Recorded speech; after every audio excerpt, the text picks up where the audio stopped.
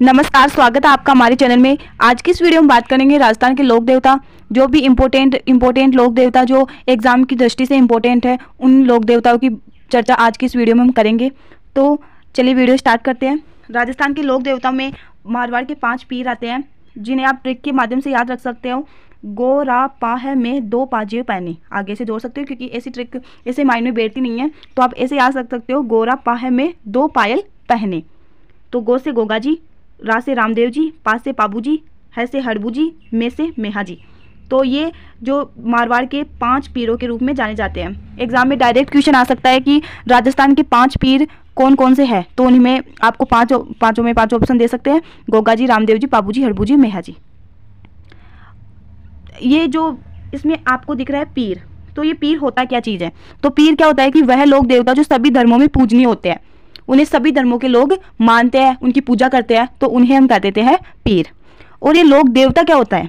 तो लोक देवता होता है कि उस समय में स्त्रियों की रक्षा, दीन दुखियों की तथा पशुओं की रक्षा के लिए जीवन देने वाले जो महापुरुष थे, वो राजस्थान के लोक देवता व संत के रूप में पूजनीय है। उस समय जो भी लोक देवता थे, वो अपनी जीवन की परवाह न करते हुए लोगों के हित के लिए अपने प्राण त्याग देते थे, उन्हें हम लोक देवता के रूप में पूजते हैं। तो चलिए को स्टार्ट करते हैं। तो सबसे पहले पंचपीरों में आता है गोगा जी। तो इनका जन्म ददरेवा जेवर ग्राम राजगढ़ तहसील चूरू के अंदर हुआ था। इनकी जाति राजपूत थी, चौहानों की। गोत्र इनका चौहान था। पिता का नाम जेवर था और माता का नाम बाछल था। पत्नी इनकी केलम थी और गुरु गोरखनाथ थे। इनका उपनाम सांपों के देवता, गायों के मुक्तिदाता थे।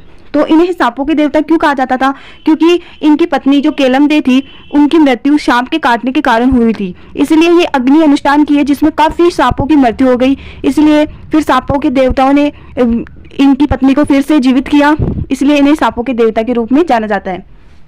जाहिर पीर, यह नाम मोहम्मद गजनवी ने दिया था। तो मोहम्मद गजनवी ने जाहिर पीर नाम गोगा जी को क्यों दिया था? क्योंकि जब इन्होंने युद्ध क्षेत्र में बिना सिर के इन्हें लड़ते हुए देखा, तो मोहम्मद गजनवी ने गोगा जी को जाहिर पीर की उपाधि दी। देखिए, गोगा जी महरूम गजनवी के साथ युद्ध किया था। शीर्ष मेड़ी, तो इनकी शीर्ष मेड़ी है ददरेवा चूरू के अंदर। दूर मेड़ी या गोगा मेड़ी नौहर तहसील हनुमानगढ़ के अंदर है, क्योंकि वहाँ पे उनका शरीर गिरकर पड़ा था, तो इसकी वजह से वहाँ दूर मेड़ी या गोगा मेड़ी कहा जाता है। गोगा जी की ओल्डी साचोर जालोर के अंदर है, और दूर मेड़ी के निर्माता फिरोज शाह तुगलक है। कौन है? फिरोज शाह तुगलक है। वर्तमान स्वरूप, इन्हें पुनः निर्माण किसने करवाया था? तो महाराजा गंगा सिंह ने इसका पुनः निर्माण करवाया था। वर्तमान स्वरूप महाराजा गंगा सिंह ने करवाया था। ठीक है। आकृति आकृति है इनका मकरामनुमा, और बाहर इनकी बिस्मिल्लाह है अंकित है। थान है खेजड़ी वृक्ष के नीचे, या फिर हम बोल सकते हैं कि इनका स्थान नहीं क्या, वो है यहाँ पे खेजड़ी के वृक्ष के नीचे। चोयल, गोगा जी के मुस्लिम पुजारी को हम चोयल कहते हैं।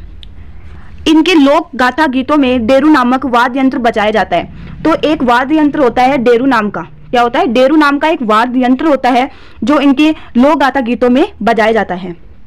किसान खेत में बुआई करने से पहले गोगा जी के नाम से राखड़ी, हल तथा हाली दोनों को बांधते हैं।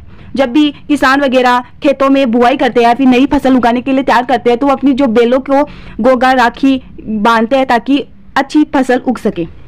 भाद्रपद कृष्ण को गोगा मेड़ी हनुमानगढ़ में मेले का आयोजन किया जाता है, क्योंकि उनका जो सिर है वो गोगा मेड़ी के अंदर गिरा था, इसकी वजह से इनका जो मेला है हनुमानगढ़ के अंदर आयोजित किया जाता है भाद्रपद कृष्ण को। इस मेले के साथ साथ राज्य स्तरीय पशु मेला भी आयोजित होता है। यह पशु मेला राज्य का सबसे लंबी अवधि तक चलने वाला पशु मेला है। यहाँ हरियाणवी नस्ल का व्यापार होता है। किसका होता है? हरियाणवी नस्ल का व्यापार होता है। इसमें सबसे बड़ी दौजा गोगा जी की दौजा मानी जाती है। कौन सी मानी जाती है? गोगा जी की दौजा सबसे बड़ी दौजा मानी जाती है। नेक्स्ट, दूसरे लोक देवता आते हैं रामदेव जी। कौन से आते हैं? रामदेव जी। इनका जन्म हुआ था भाद्रपद शुक्ल तृतीया को उडुकांसमेर गांव में। कहाँ पे? उडुकांसमेर गांव में। इनका पिता का नाम अजयमल था। क्या नाम था? अजयमल था। माता का नाम मेणादे था और पत्नी का नाम नेतल थे था। जाति इनकी तंवर वंशीय राजपूत थी और गुरु था बालीनाथ। कौन था? बालीनाथ इनके गुरु थे। भाई बीरमदेव जो कि बलराम के अवतार माने जाते हैं। इनके भाई है जो बलराम के क्या माने जाते हैं? अवतार माने जाते हैं। रामदेव जी को कृष्ण का अवतार भी माना जाता है। क्या माना जाता है? रामदेव जी को कृष्ण का अवतार भी माना जाता है। और रामदेव जी को रामसा पीर, अनुचारी धनी और बाबा रामदेव जी के नाम से भी जाना जाता है। इनकी सवारी कौन थी? नीला घोड़ा था। क्या था? नीला घोड़ा नाम था, जिसे लीला के नाम से जाना जाता है। जो आप ये पिक के अंदर देख पा रहे हो घोड़ा, इसका नाम था लीला, जिसे लीला के नाम से जाना जाता था। विशेष पूजन स्थल रूणीचा, पोखरण, जैसलमेर के अंदर हुआ था। छोटा रामदेवरा गुजरात के अंदर है। मसूरिया, जोधपुर, बाटेलिया, पाली, इनके जो विशेष पूजन स्थल है वो इनमें बताए गए हैं। इनके प्रतीक चिन्ह है पगले। आप रामदेव जी के जो भी मंदिर वगैरह में जाते हैं तो आप इनकी मूर्ति वगैरह ये सब कुछ नहीं देखते, ओनली उनके पगलों की, जो उनके पैरों की ही पूजा की जाती है, क्योंकि उस समय इनके पगलों की ही पूजा की जाती थी। नेक्स्ट, प्रिय शिष्य। तो इनका प्रिय शिष्य था हरजी बाटी और रत्ना रेबारी। रामदेव जी ने बचपन में भैरव राक्षस का वध किया था। रामदेव जी ने बचपन में भैरव राक्षस का वध किया था, इसलिए तो इन्हें विष्णु का अवतार भी माना जाता है। डालीबाई इनकी मुंह बोली बहन थी। इनकी मुंह बोली बहन कौन थी? डालीबाई थी। मेला इनका लगता है भाद्रपद शुक्ल द्वितीया को। मेले का प्रमुख आकर्षण है तेरह ताली नृत्य।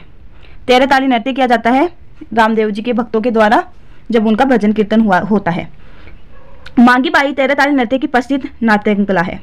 नृत्यांगना है मांगी बाई, याद रखिए। पूछ सकते हैं कि जो तेरह ताली की प्रमुख नृत्यांगना कौन है, तो ये आ जाएगी मांगी बाई। कौन है? मांगी बाई।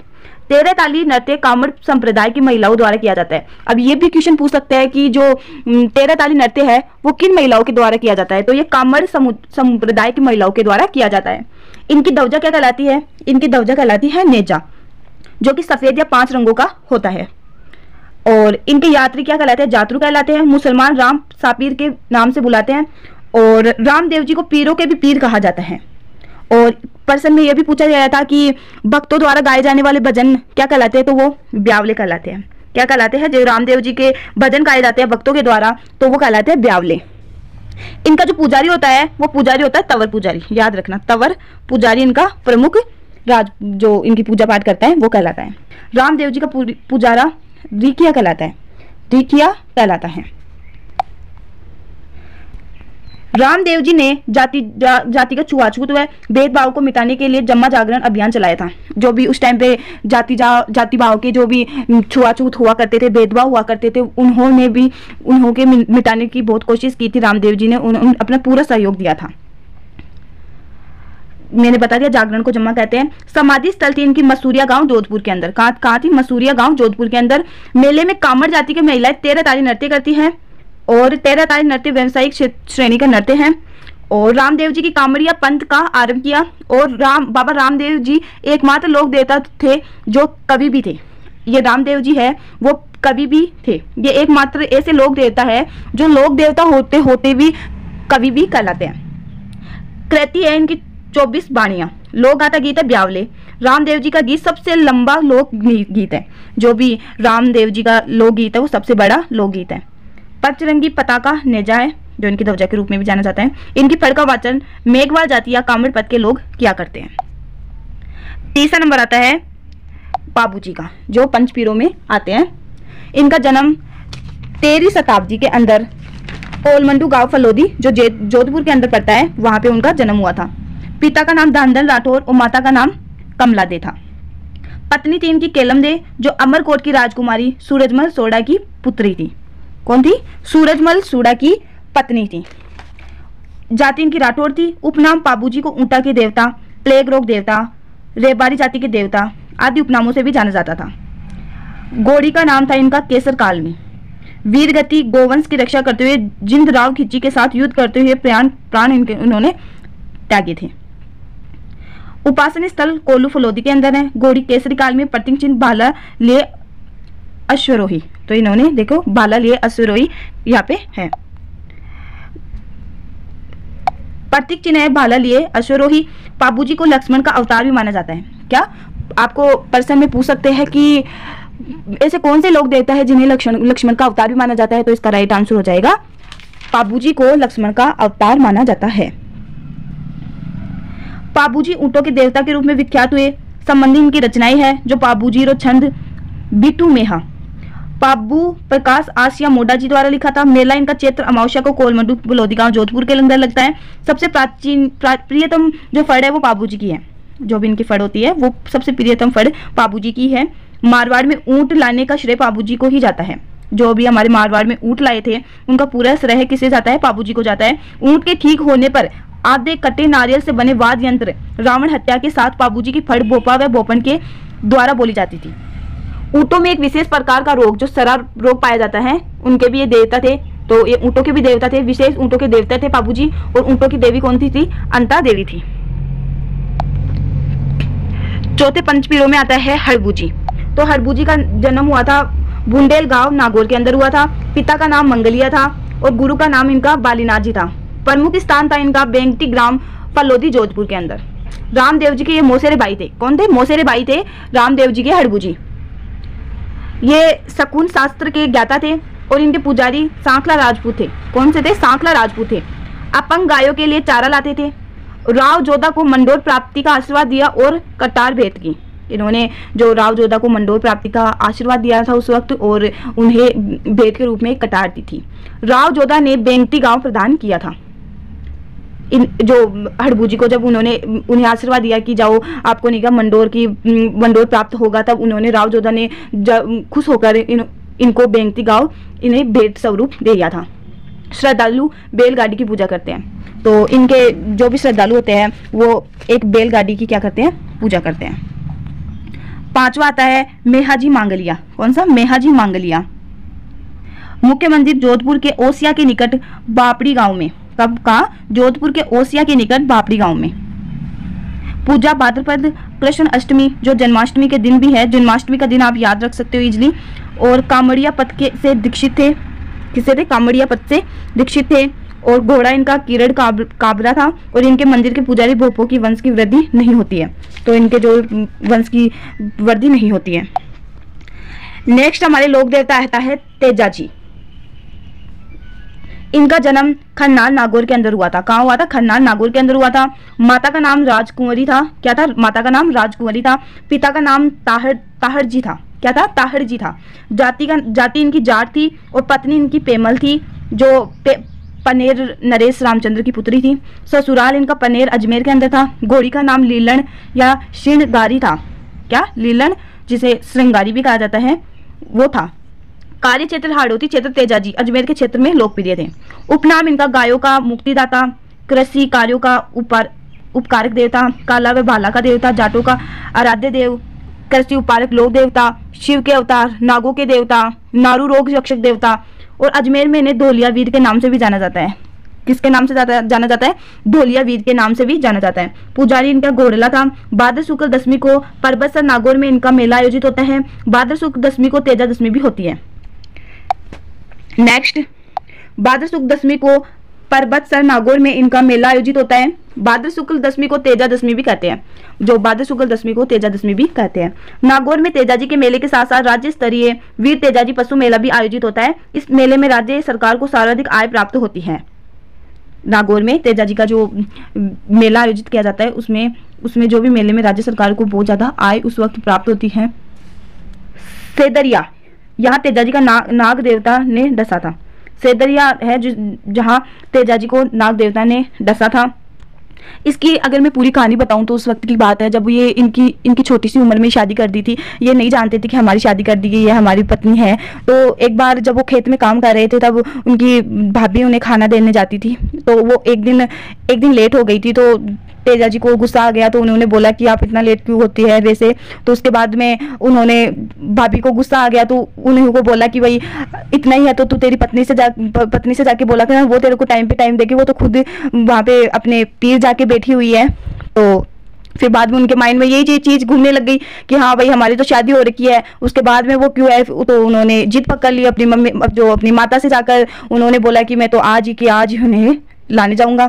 तो उस वक्त जब वो जा रहे थे उस वक्त जब उन्हें माता ने रोका कि आज का दिन शुभ नहीं है, तो कल चले जाना। लेकिन तेजाजी ने जिद पकड़ी कि हाँ मेरे को आज ही जाना है। तो वो कैसे जैसे गए। उसके बाद में उन्हें रास्ते में भी काफ़ी ज़्यादा कठिनाई हुई, तूफान वगैरह सब कुछ आए। उसके बाद में जब वो वहाँ पे अपने ससुराल पहुंचे तो उनकी जो सासू माँ थी वो गाय का दूध निकाल रही थी। तो जब तेजा जी एकदम से आए तो गाय उछल गई। तो उस टाइम पे उन्होंने कुछ गाली वगैरह ऐसे कुछ दिया था, तो उसकी वजह से फिर बाद में वो तेजा जी महाराज वो नाराज हो गए थे। तो वो जाने लगे तो पास में ऐसे गाय वगैरह जो लाचा गुजरी की गायों मेढ़ाओं ने चोरी कर ली थी। तब ये बात उन्होंने बताई कि अब क्या करे, हमारी गाय तो ये मेढ़ा जाति के लोग ले गए हैं। तब तेजा जी ने विरोध किया। उसके बाद में वहाँ पे पीछे पीछे गए। तब वहाँ पे जो यहाँ पे सेदरिया है, तो सेदरिया के पास में एक सांप देवता थे। तो उन्होंने बोला कि भाई आपकी मृत्यु निश्चित है तो आपको फिर डसूंगा। तो उन्होंने तेजा जी ने ये प्रार्थना की कि आप मुझे बाद में डस लेना, मुझे पहले नहीं, क्या मेढ़ाओं से जो लाचा गुजरी की गायों को छुड़वाना है। तो उन्होंने विश्वास दिलाया, वचन दिया उन सब देवता को कि मैं वापस आऊँगा, आप मुझ पर विश्वास रखे। उन्होंने वचन पर कायम रखा और लाचा गुजरी की गायों को मेढ़ाओं से बचाने के बाद में वो सांप देवता के पास में वापस आए और उन्होंने बोला कि आप मुझे अब चाहे डस सकते हो। तो ऐसे ऐसे महान पुरुष हमारे लोक देवता के रूप में विख्यात हैं, जो अपने जान की परवाह नहीं करते थे लेकिन अपने वचन की पालन जरूर करते थे।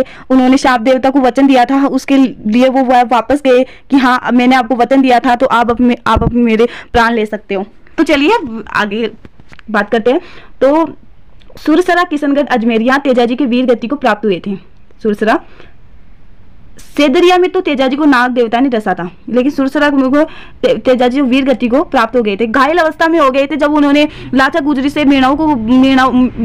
की गाय को मेढ़ाओं से बचाया था। तो उस टाइम पे भी वो घायल हो चुके थे। घायल अवस्था में भी जब नहीं क्या ना पूरी तरह से घायल हो गए थे। उनका शरीर का एक ऐसा सही अंग नहीं था वहां पे सिर्फ डस सके उन्हें। तब उन्होंने सिर्फ देवता ऐसे बोला कि तू तो पूरा का पूरा खून से लथपथ है, तेरी एक ऐसा कोई अंग नहीं है जहाँ पे मैं डस सकूं। तो उन्होंने फिर अपनी जो जीव है उसके बारे में बोला कि आप यहाँ पे मुझे डस लीजिए, क्योंकि वही एक ऐसी अंग उनका बचा था जहां पर उन्हें खंजर या फिर ऐसे खून वगैरह ऐसा नहीं था। तो उन्होंने सर्प देवता को बोला कि आप मेरी जीभ पर डस लीजिए, लेकिन उन्होंने अपना वचन निभाया। लाचा गुजरी की गायों को मेर के मेढ़ाओं से छुड़ाने के लिए संघर्ष किया, वह वीर गति को प्राप्त हुए। प्रतीक चिन्ह ने हाथ में तलवार लिए अश्वरोही बासी दुगारी, तेजा जी का प्रसिद्ध तीर्थ स्थल है बासी दुगारी। कौन सा है? बासी दुगारी। अन्य प्रमुख स्थल है ब्यावर, सेंदरिया, भावंता, सुरसरा। तेजा जी पर डाक टिकट जारी किया गया था, 5 रुपए का जो डाक टिकट जारी किया गया था। ऐसे 2 लोक देवता थे जिन पर 5 रुपए का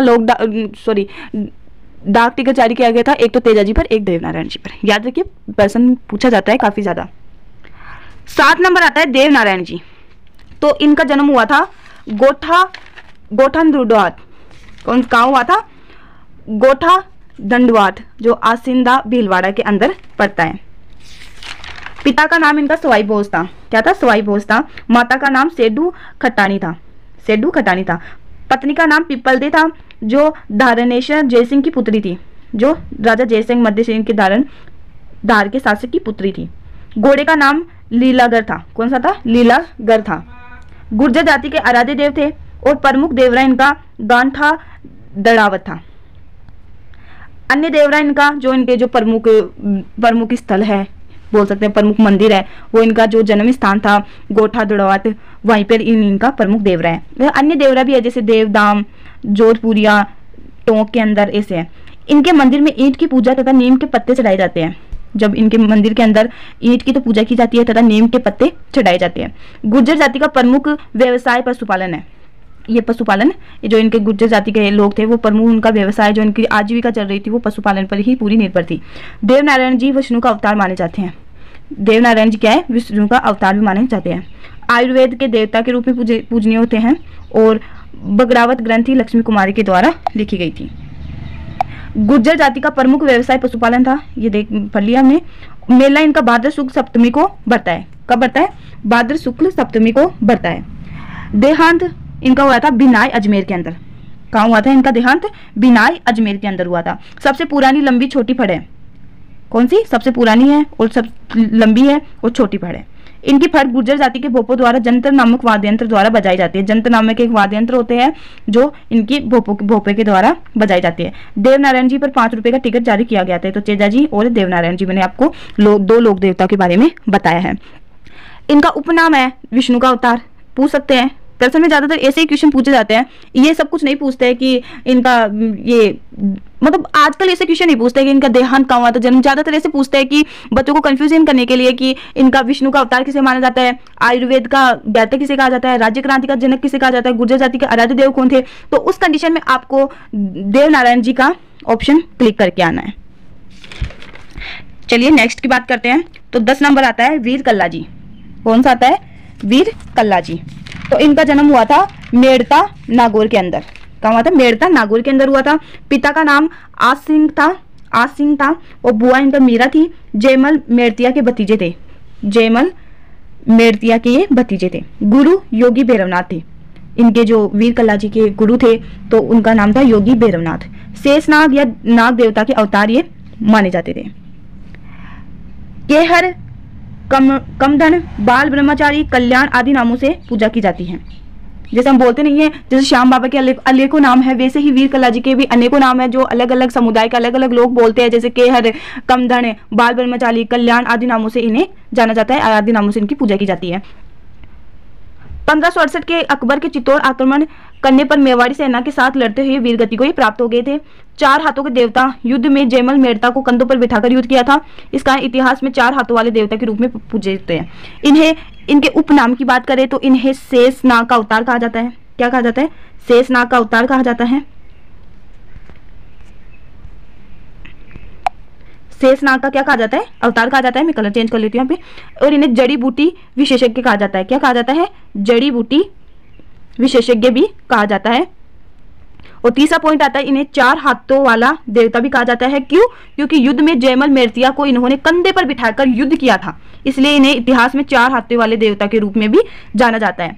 इन्हें 2 सिर वाले देवता के रूप में भी जाना जाता है। 2 सिर वाले देवताओं के रूप में भी जाना जाता है। और इन्हें केसर व अफीर, इनके कमदज के रूप में जाना जाता है। और इन्हें भूत पिशाच निवारक देवता के रूप में भी जाना जाता है। और इन्हें बाल ब्रह्मचारी के रूप में भी जाना जाता है। प्रसिद्ध तीर्थस्थल इनका सामलिया डूंगरपुर के अंदर स्थित है। अब हम बात करते हैं कि मल्लीनाथ जी, हमारे नेक्स्ट लोक देवता आते हैं मल्लीनाथ जी। तो इनका जन्म 1358 में मारवाड़ बाड़मेर में हुआ था। कहाँ हुआ था? मारवाड़ बाड़मेर के अंदर हुआ था। इनकी 2 डेट, आपको 2 डेट याद रखनी है। एक तो 1358 है और दूसरा है 1338। अगर ऑप्शन में आपको ये एक आ जाए, जैसे 1358 है तो आपको वो क्लिक करके आना है, और अगर 1338 आ जाए तो आपको वो ऑप्शन टिक करना है। ये 10th की बुक के अकॉर्डिंग है 1358। तो बाकी अगर हम रियल की बात करें तो आपको सबसे पहले फर्स्ट प्रायोरिटी 1338 को ही देनी है। ठीक है। इनका पिता का नाम क्या था? रावल सलखा था। माता का नाम जानीदे था। मारवाड़ के शासक थे। राजधानी इनकी मेवानगर था। मुख्य मंदिर इनका तिलवाड़ा बाड़मेर के अंदर था। मेला चैत्र शुक्ल एकादशी से 15 दिन तक चलता है। एकादशी से बढ़कर ये 15 दिन तक चलता है। इनकी वीरता व ईश्वरीय गुणों से प्रभावित होकर बाड़मेर का नाम मालानी रखा गया था। इनकी वीरता और जो ईश्वरीय गुण देखकर बाड़मेर का नाम मालानी रख दिया था। इनके नाम पर ही ये रख दिया था। इनका पशु मेला इनका तिलवाड़ा बाड़मेर के अंदर ही भरता है, जो यहाँ पे इनका जन्म हुआ था। नेक्स्ट लोक देवता आता है बोमेश्वर बाबा या भूरिया बाबा। तो इनका मीणा जाति के इष्ट देवता है। ये छोटे छोटे लोक देवता है। इनके बारे में एग्जाम में इतने नहीं पूछे जाते हैं, तो आप इन्हें एकदम ऐसे पढ़ सकते हो। लेकिन जो मेन है, जैसे तेजा जी, देव नारायण जी, गोगा जी, ज्यादातर पंच पीरों के बारे में होता है, उनसे रिलेटेड ज्यादा क्वेश्चन पूछे जाते हैं। और जो तेजा जी है, देव नारायण जी है, वीर मल्लीनाथ जी है, इनके बारे में ज्यादातर क्वेश्चन पूछे जाते हैं। बाकी आप इन्हें भी पढ़ सकते हो, अपनी आंखों से एक बार इनको निकाल सकते हो, ताकि कभी एग्जामिनर को दिमाग खिसक जाए तो वो कैसा भी पेपर बना सकता है। तो चलिए इनको भी देख लेते हैं। तो भूरिया बाबा मीणा जाति के इष्ट देवता थे। ये मीणा जाति के लोग इनकी झूठी कसम नहीं खाते हैं। इनकी झूठी कसम मीणा जाति के लोग कभी भी नहीं खाते हैं भूरिया बाबा की। मंदिर इनका प्रतापगढ़ पाली सिरोही के अंदर है, 3 स्थल पर है। इनका मंदिर सूकड़ी नदी के किनारे बसा हुआ है। सूकड़ी नदी के किनारे बसा हुआ है। भूरिया बाबा का सूर्य के प्रतीक माने जाते हैं। जो सूर्य के प्रतीक भूरिया बाबा माने जाते हैं। नेक्स्ट लोक देवता आता है इल्लो जी। कौन से आते हैं? इल्लो जी। तो इल्लो जी की बात करें तो राजस्थान के ऐसे लोक देवता जो खुद कंवारे रहे लेकिन कुंवारों को विवाहित होने का आशीर्वाद देते हैं। कुंवारों को खुद तो अपने जीवन में क्या हुए?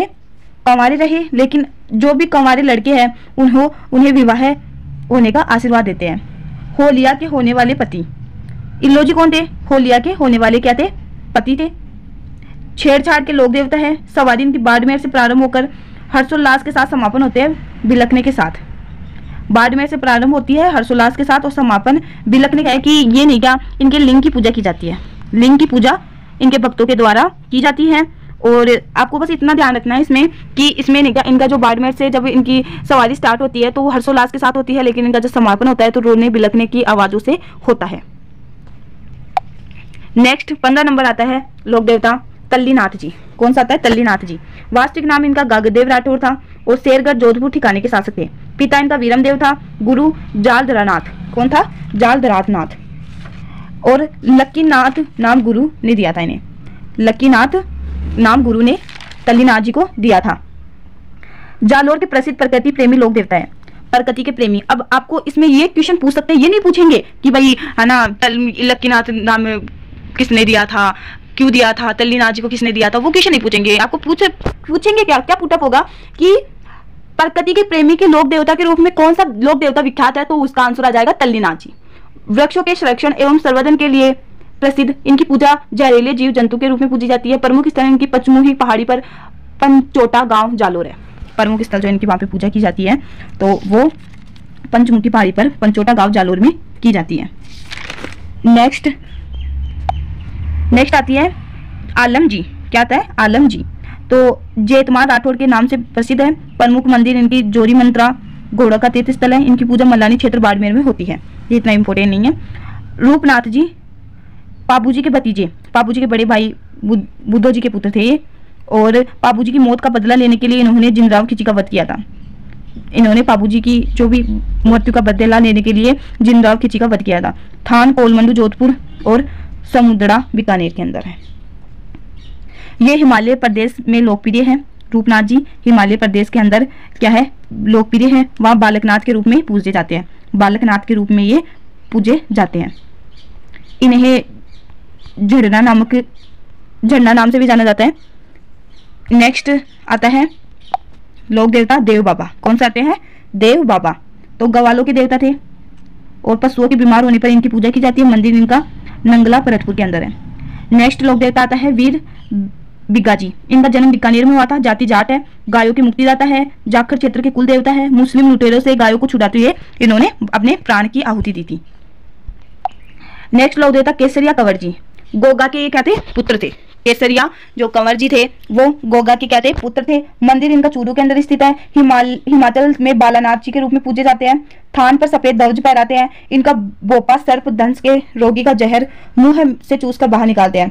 जो केसरिया कंवर जी को मंदिर इसलिए प्रसिद्ध है, जो भी किसी भी व्यक्ति को अगर सांप डस लेता था तो इस मंदिर में जो भोपे बैठते थे वो उस विष को अपने मुंह से चूस कर बाहर निकालते थे। डूंग जी जवाहर जी चाचा भतीजे थे। डूंग जी और जवाहर जी दो लोग देवता एक साथ है। जैसे डूंग जी और जवाहर जी दोनों क्या थे? भतीजे थे, चाचा भतीजे थे सॉरी। शेखावटी क्षेत्र में लोक देवता है। अमीरों से लूटकर एकत्रित धन को गरीबों बांटकर उनकी मदद करते थे। जैसे अमीर लोगों से धन वसूल किया और उन्हें गरीबों के अंदर बांट देते थे। अंग्रेजों द्वारा गिरफ्तार कर आगरा जेल में बंद कर दिया। अंग्रेजों द्वारा इन्हें गिरफ्तार किया और आगरा के जेल में अंदर इन्हें बंद कर दिया। जवाहर जी ने अपने दो प्रमुख सहयोगियों कन्ना मीना व लोटिया जाट की मदद से रिहा किया। नसीराबाद छावनी को लूटा था इन्होंने और अंग्रेजों ने पकड़ने की कोशिश की थी इन्हें और तत्कालीन AGG सदरलैंड ने। 22वें नंबर के आते हैं लोक देवता मामा देव जी। बरसात के लोक देवता। हम बोलते नहीं है बादल मामा ऐसे बोलते हैं ना बच्चे वगैरह, तो आप उससे याद रख सकते हो। बरसात के लोक देवता दक्षिणी राजस्थान में पूजे जाते हैं और राजस्थान के ऐसे लोग था जिनकी मंदिर व मूर्ति नहीं है। इनकी मंदिर में मूर्ति नहीं है। प्रतिमा के रूप में एक काठ का तोरण है। काठ का क्या है? एक तोरण है। बेस की कुर्बानी इन्हें दी जाती है। नेक्स्ट लोक देवता था बाबा झुंझार जी। तो इनका जन्म नीमका थाना सीकर में था। जाति इनकी राजपूत थी। सालोदड़ा गांव में रामनवमी को झुंझार जी का मेला लगता है। झुंझार जी का स्थान खेजड़ी के पेड़ के नीचे होता है। 24वां आता है मुस्लिम लुटेरे से गायों की रक्षा करते हुए वीरगति को प्राप्त हुए थे। मंदिर इनका सांथू जालोर के अंदर है। 25वां लोक देवता आता है खेतला जी। इनका प्रमुख मद है सोनाना पाली के अंदर है। यहाँ हलकाने वाले बच्चों का इलाज किया जाता है। हकलानी जो इसे बोलते हैं, इसे हिचक हिचक के बोलते हैं, तो उन्हें बच्चों का इलाज किया जाता है। नेक्स्ट के आपको ये चीज याद रखना है कि जो भी तोतले बच्चे होते हैं उनके देवता की पूजा की जाती है पन्न राज जी के रूप में। पन्न राज जी के रूप में जो भी तोतले बच्चों का वहाँ पे इलाज किया जाता है। तो यहाँ पे जितने भी मोस्ट लोक देवता थे उनके बारे में मैंने आपको पढ़ाने की कोशिश की है। मेरा आज फर्स्ट ही दिन है, अगर आपको कुछ गलती लगी या फिर स्टार्टिंग में थोड़ी एजिटेशन होती है, बट मुझे पता है आप जरूर सपोर्ट करोगे इस चीज़ के लिए, और धीरे धीरे इंसान बेहतर होता जाता है। वैसे भी मैं बेहतर होने की कोशिश करूंगी, और आज जैसे पढ़ाया उससे अगले दिन उससे भी बेहतर पढ़ाने की कोशिश करूंगी। और मैं लाइक ए टीचर की तरह पढ़ाना पसंद नहीं करती हूँ, बस मैं इतना चाहती हूँ कि जिस तरह से मैं पढ़ती हूँ वो चीज़ मैं आपको भी पढ़ाऊँ, ताकि वो बोलते हैं ना ज्ञान बांटने से बढ़ता है, बस वही चीज़ है। इसमें जितने भी इंपॉर्टेंट लोक देवता थे मैंने उनके बारे में बताया है, और ऐसे काफी ज्यादा लोग देवता है, लेकिन एग्जाम में इतना पूछा नहीं जाता है। इनसे 1-2 क्वेश्चन पूछा जाता है, वो ओनली पंचपीरों में, और जो मोस्ट लोग देवता है उनके बारे में पूछा जाता है। बस वो मैंने आपको इस वीडियो में बता दिया है। अगर वीडियो अच्छा लगे तो प्लीज वीडियो को लाइक करें, शेयर करें और सपोर्ट